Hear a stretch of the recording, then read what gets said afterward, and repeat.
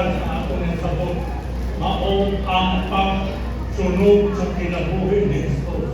Pero bila, masunod yung kinabuhi ni Jesus is yuta, mga pagsuta, o bisan ka lang nag-andang ka, maandang ka mga ni Jesus, magkita nato siya, hindi na nato wala ka ani sa pagkita.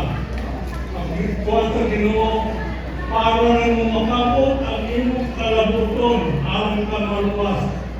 Usara kabutang, solda ang kinabuhi ni Jesus. Pero saan na ito pagsunod? Usaka word lang, one word will cover everything. Dali niya ang Christian Ronaldo Dolan, hope for eternity, transformation, and readiness of mag-solve din mo, magkuha din yung tulog, pinaagi sa imong pagtuo. Mura na naging mo ni Jesus. Pinangan doon na tayo pagtuo. Kung wala pagtuo, hindi ko maluwas. Sunda ang kinabuhi ni Jesus.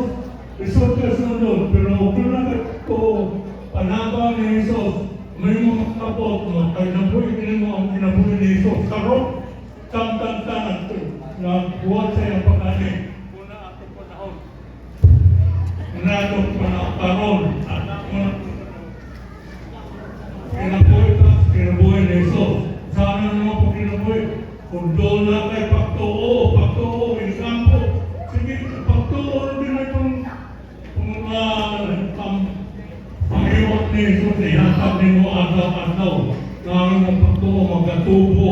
O mga mga tundo ni mo taon kinabuhi. Sa kinabuhi ni Jesus. Iapot na karoon. Nagaandang mamahukit at tanay. Pag-iapot niya rin.